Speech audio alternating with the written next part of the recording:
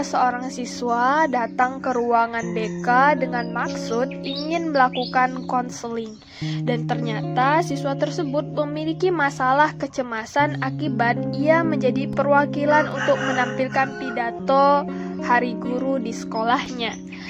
Pada awalnya, siswa tersebut biasa-biasa saja, namun ketika jarak waktu tampil seminggu lagi dari hari H, justru siswa tersebut merasa cemas, tidak nyaman, takut, dan tidak karuan.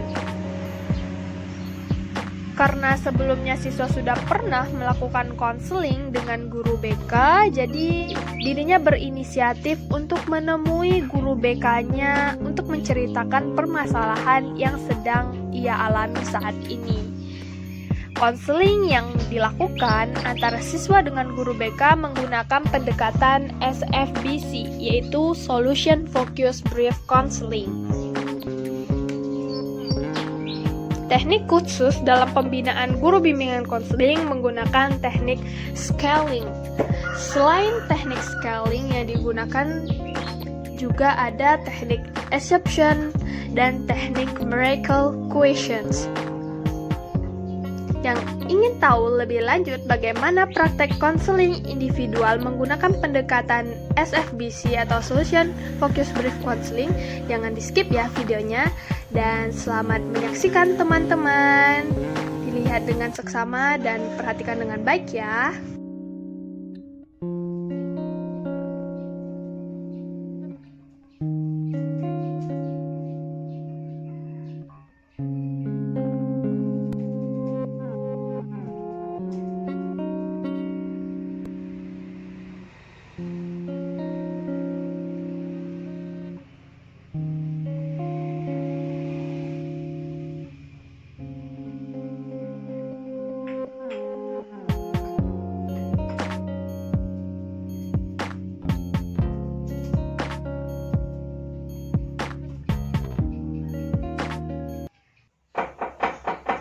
Assalamualaikum, Bu. Waalaikumsalam. Nisa, sama siapa kesini? Sendiri aja, Bu. Oh, silakan masuk. Ya, masuk nak. Silakan duduk Nisa. Baik, Bu. Terima kasih, Bu. Ya, sama-sama. Apa kabar? Alhamdulillah, baik, Bu. Alhamdulillah kalau begitu.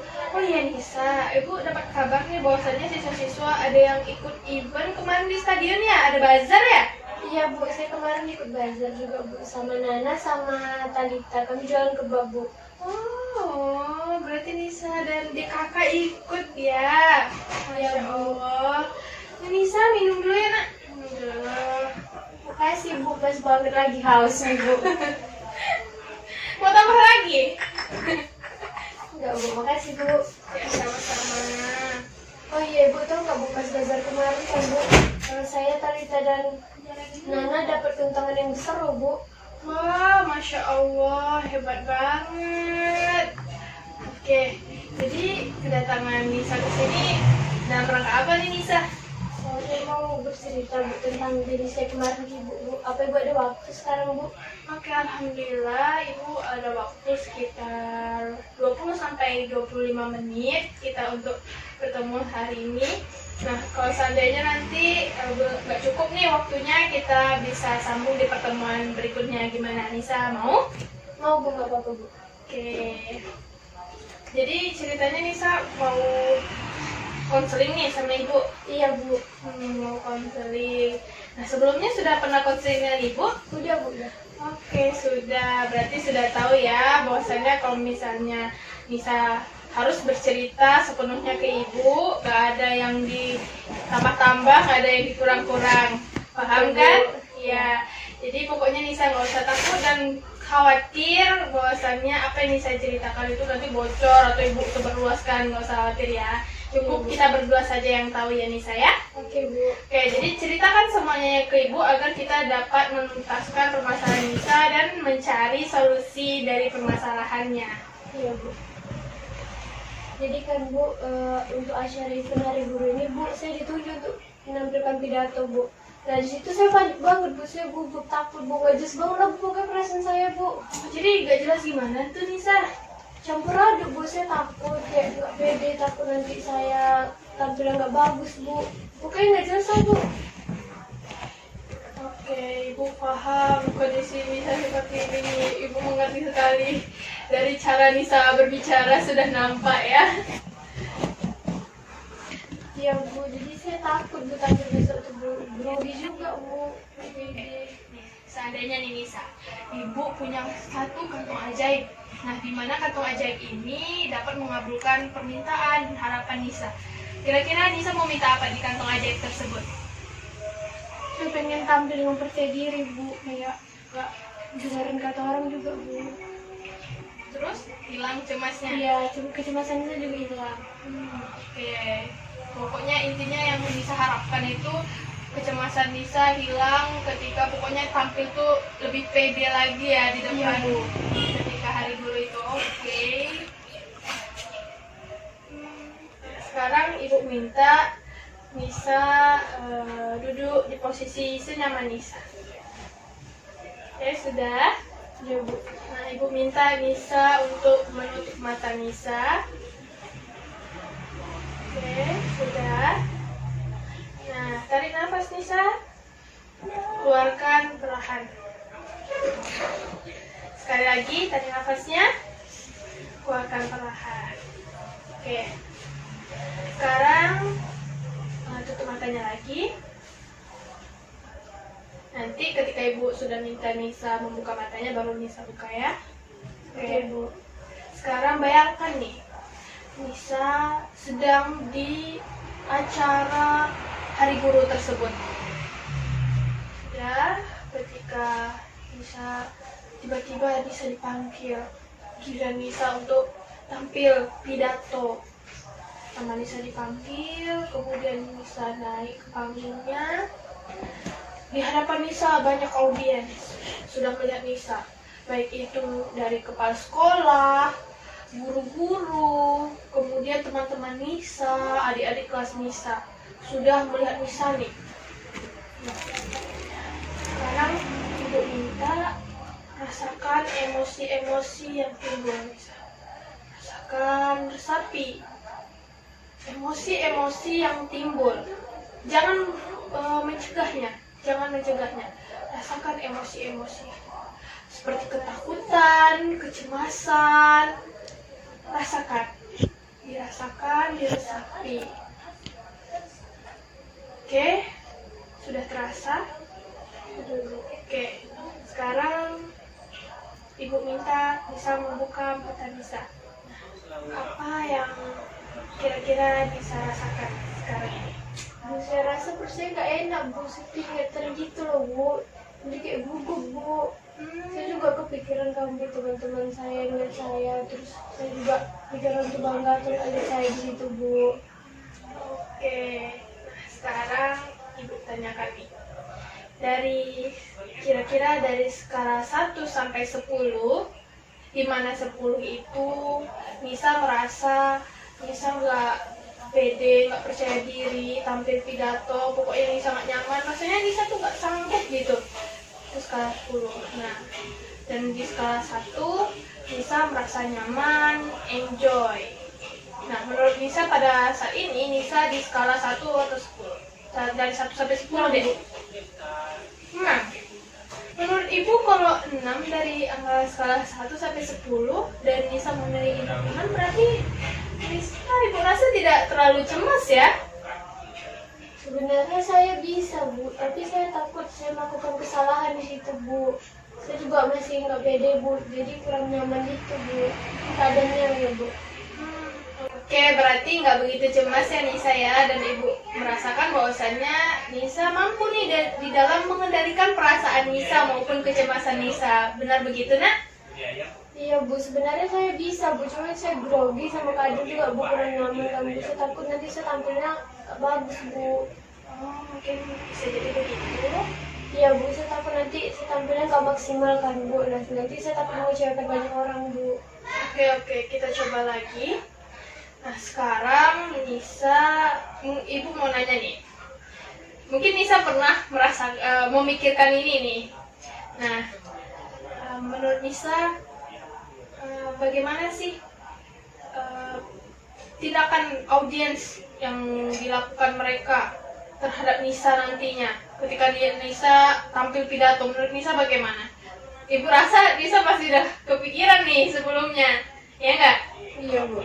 Nah gini Bu, nanti saya takutnya tuh ketika saya tampil kan Bu, audiensnya malah berbicara kan Bu, terus mereka ngomong nanti takut mereka melihat performance saya nggak bagus gitu Bu. Jadi saya takut, saya malu nanti di depan sana Bu. Ya. Oke.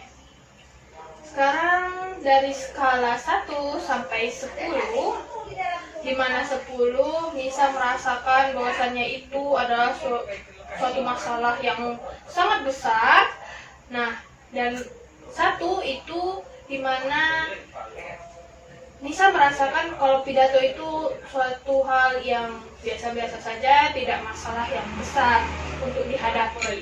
Nah, kira-kira dari 1 sampai 10, Nisa beranggapan di posisi skala berapa? 5 Bu. 5. Oke, di skala 5. Nah, sekarang Ibu tidak bermaksud bahwasanya kecemasan Nisa itu tidak dapat diatasi, tapi kita coba lihat dari sisi objek lain, di mana Nisa membayangkan Nisa di dalam situasi yang memiliki masalah pribadi Nisa.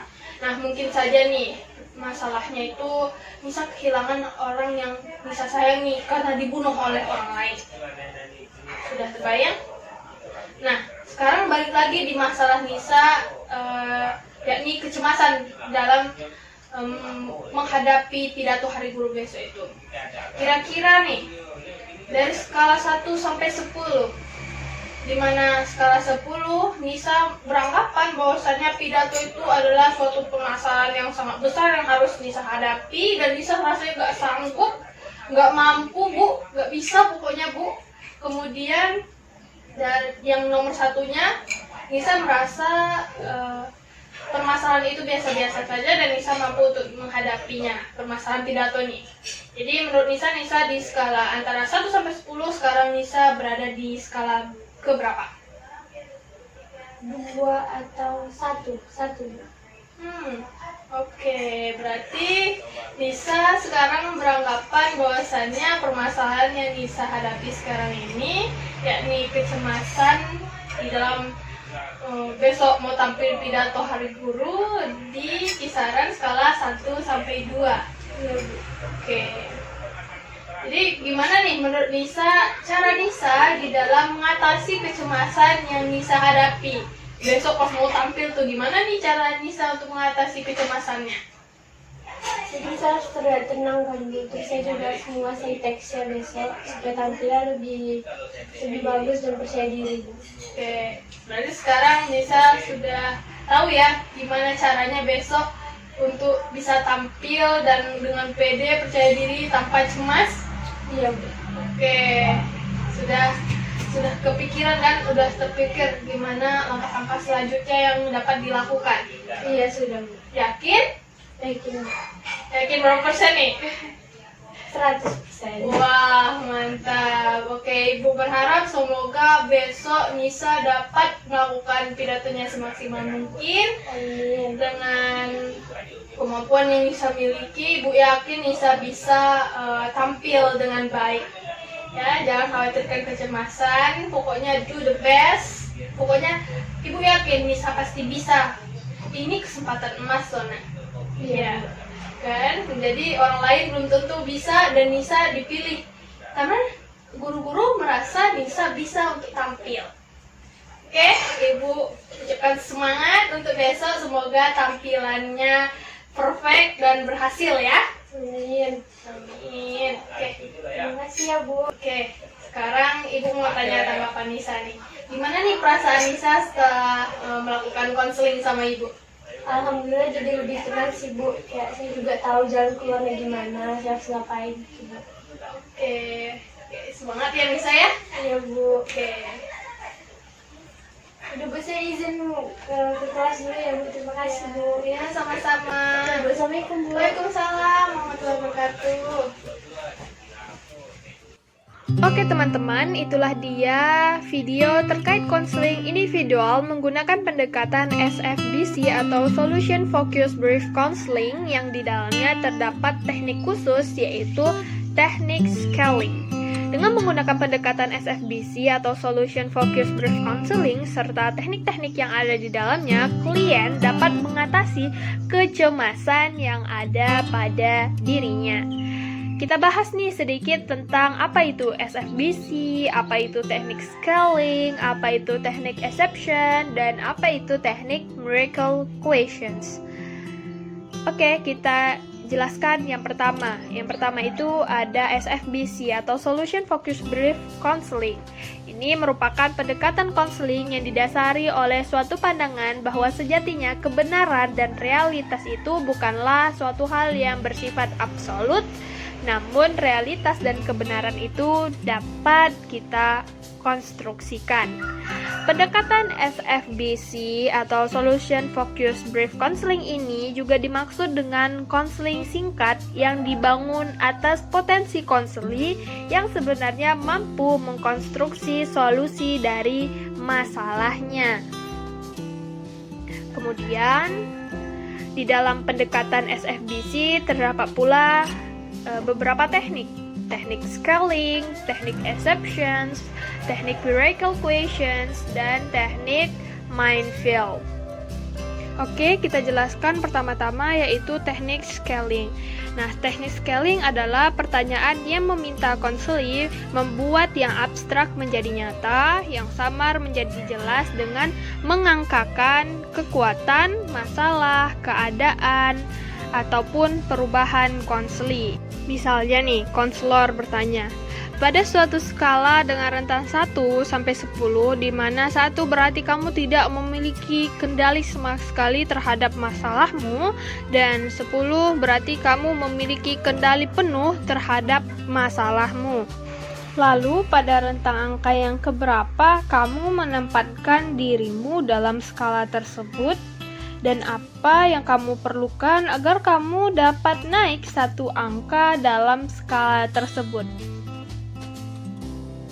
Oke, dalam video ini Guru BK menanyakan dari skala 1 sampai 10, di mana 10 kamu merasa cemas untuk tampil pidato dan rasanya itu tidak sanggup.